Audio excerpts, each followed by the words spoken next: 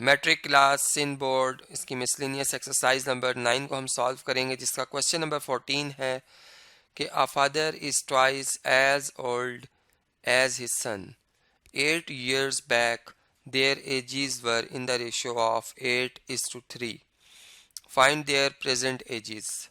यानी कि बेटे और जो बाप है इनकी जो एज है उनकी रेशो ली गई है आपस में, और ये बताया गया है कि जो फादर की एज है वो सन की एज से डबल है। और साथ में ये भी बताया जा रहा है कि 8 साल पहले अगर हम देखें तो जो फादर और सन की एज की रेशो थी वो 8:3 है। हमने इनकी जो प्रेजेंट एज है वो फाइंड करनी है। तो इसके लिए हम वर्किंग स्टार्ट करते हैं, सॉल्यूशन स्टार्ट करते हैं। देखें, सपोज कर लेते हैं लेट्स से कि जो प्रेजेंट एज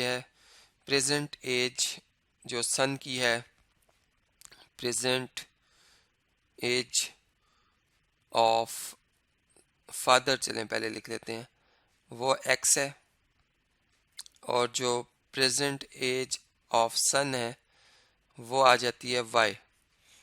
अब बाय गिवन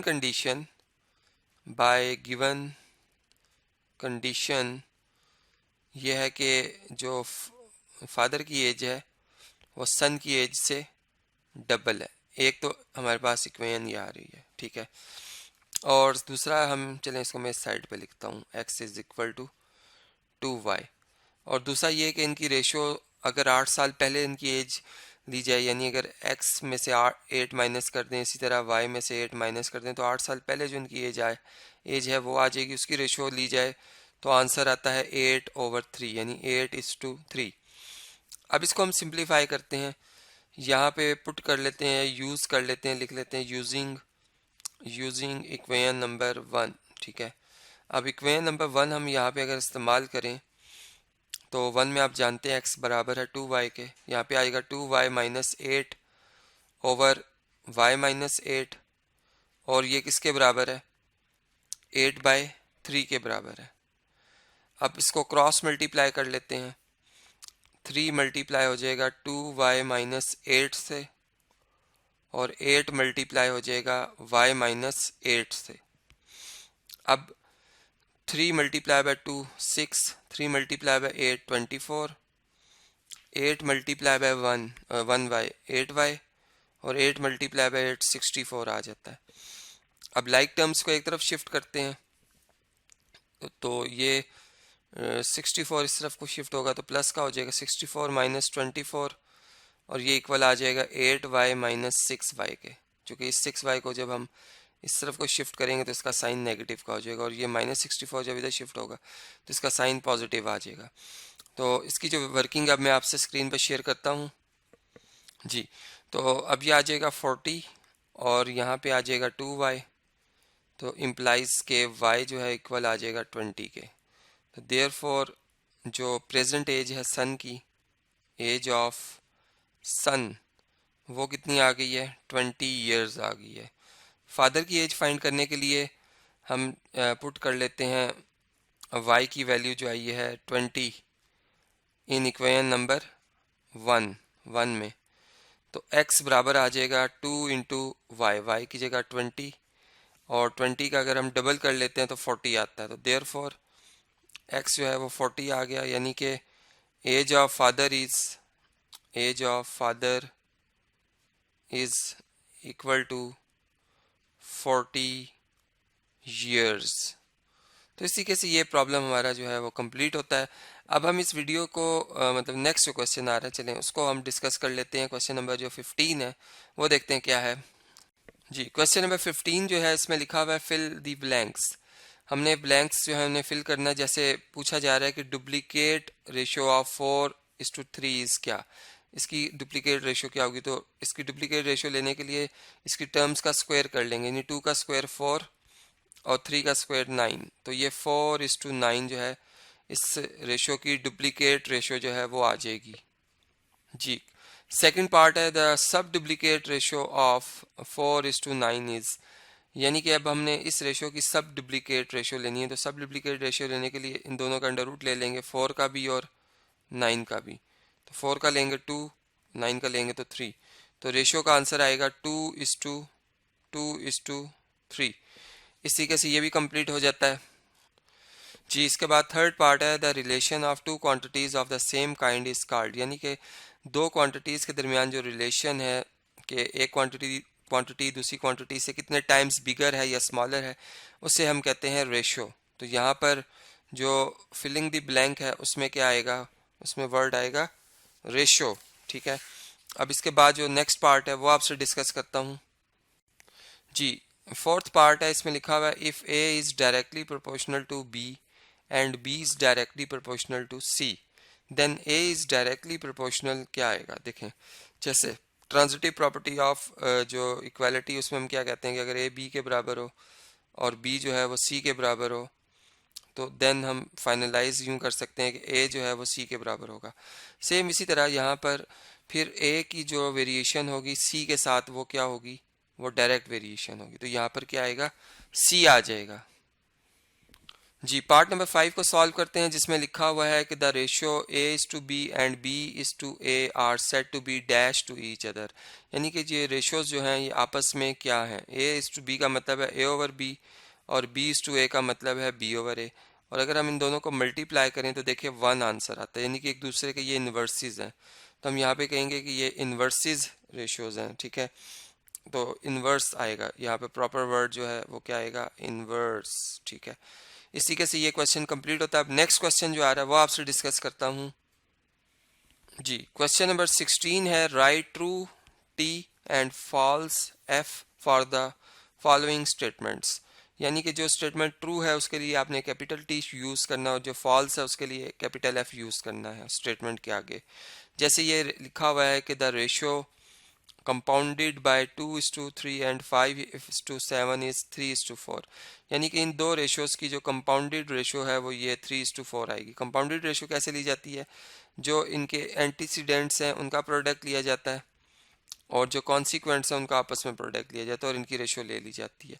यानी 2 मल्टीप्लाई बाय 5 हो जाएगा ओवर जो है 3 मल्टीप्लाई बाय 7 हो जाएगा। इसको हम कहेंगे कंपाउंडेड रेशियो, कंपाउंडेड रेशियो। ठीक है, अब ये रेशियो जो है इसका आंसर क्या आ रहा है, अगर हम देखें तो कंपाउंडेड रेशियो जो है, कंपाउंडेड रेशियो जो आ रही है इस केस में उसका आंसर आता है 10/21, जबकि यहाँ पे क्या लिखा हुआ है 3:4 जो कि फॉल्स है। तो यहाँ पर हम इस स्टेटमेंट के आगे क्या लिख देंगे, कैपिटल एफ, मीन्स कि ये स्टेटमेंट क्या है, फॉल्स है। अब नेक्स्ट जो पार्ट आ रहा है वो आपसे डिस्कस करता हूँ। जी, सेकंड पार्ट में देखें तो the sub duplicate ratio of 64:81 is 8:9।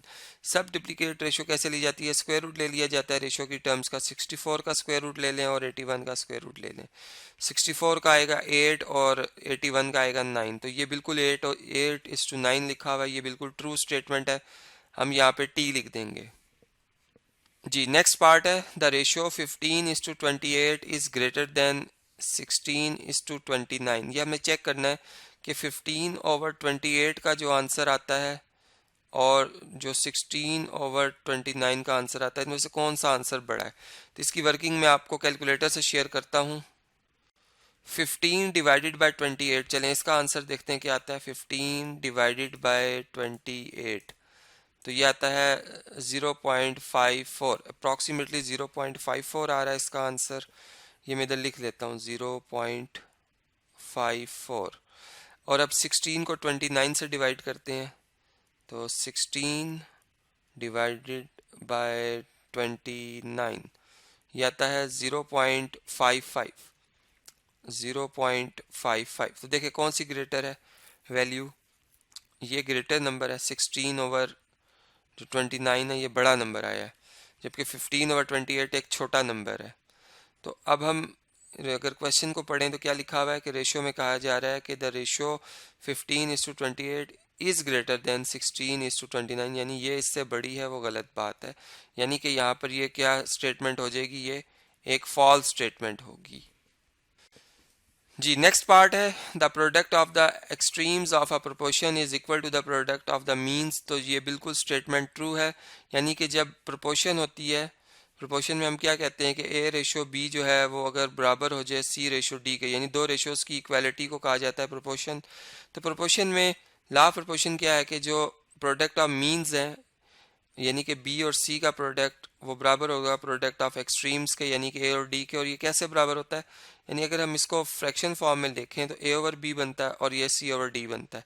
तो क्रॉस मल्टीप्लाई में देखें ए ने डी से मल्टीप्लाई होना होता है और बी ने सी से।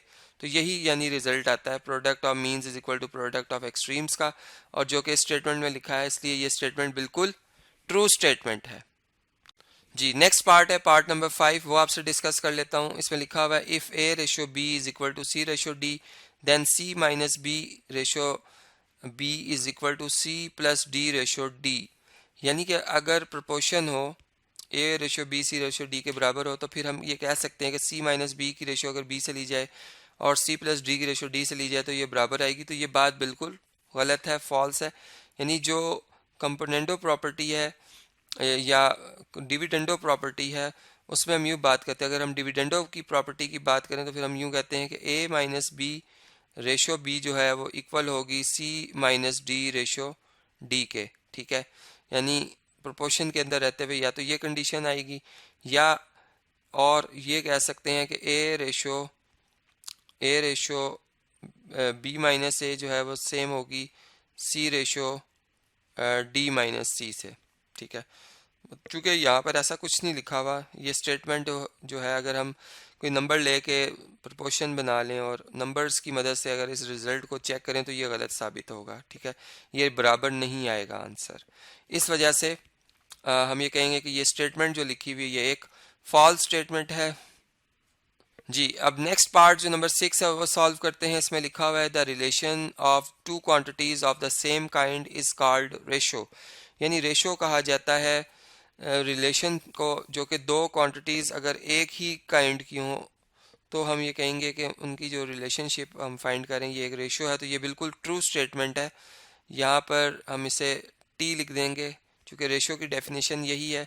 और इसको लिखा किस तरह जाता है रेशो को, इसको हम लिखते हैं ए इज़ टू बी, यानी ए इसमें एंटीसीडेंट कहलाता है, बी इसमें कॉन्सिक्वेंट कहलाता है, और ए इसकी फर्स्ट टर्म कहलाएगी रेशो की और बी इसकी सेकंड टर्म कहलाएगी।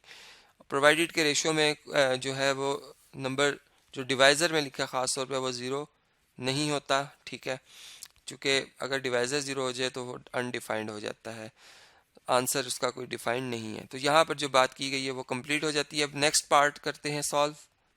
जी पार्ट नंबर 7 में अगर देखें तो इसमें लिखा हुआ है कि if A ratio b then a minus x ratio x minus b. देखिए इसमें कोई मतलब स्टेटमेंट में कोई आउटपुट नहीं है कि इसके साथ कोई रिलेशन नहीं बनता कि रेशो एक कंपैरिजन है। कंपैरिजन तो हम अगर सेम क्वांटिटीज़ हैं तो किसी भी दो क्वांटिटीज़ का हम कंपैरिजन कर सकते हैं। ठीक है, तो यहाँ पे हम ये कहेंगे कि यहाँ पे कंपैरिजन हम मतलब मीनिंगलेस बन रहा है। ठीक है, मतलब इसके साथ कोई रिलेशनशिप नहीं बन रहा। ये स्टेटमेंट जो है एक फॉल्स स्टेटमेंट है, इसलिए हम यहाँ पे क्या लिख देंगे, एफ लिख देंगे। ठीक है, यहाँ पे हम क्या लिख देंगे, एफ। तो इस तरीके से ये प्रॉब्लम भी हमारा जो है वो सिंप्लीफाई हो जाता है। जी इसके बाद जो नेक्स्ट पार्ट आ रहा है इसको हम देखें, 8 पार्ट। इसमें क्या लिखा हुआ है कि if a plus three ratio 2 minus a is equal to 3:2 then a equal to 1। यानी अगर ये दोनों रेशोज़ आपस में बराबर हों तो इसको सॉल्व करने के बाद जो आंसर आता है वो ए इक्वल टू 1 आता है। अब इस बात को हम चेक करते हैं, यानी ए प्लस थ्री इसकी रेशो ली जाए अगर 2 माइनस ए के साथ तो वो सेम आती है जैसे कि 3 की रेशो 2 के साथ ली जाए।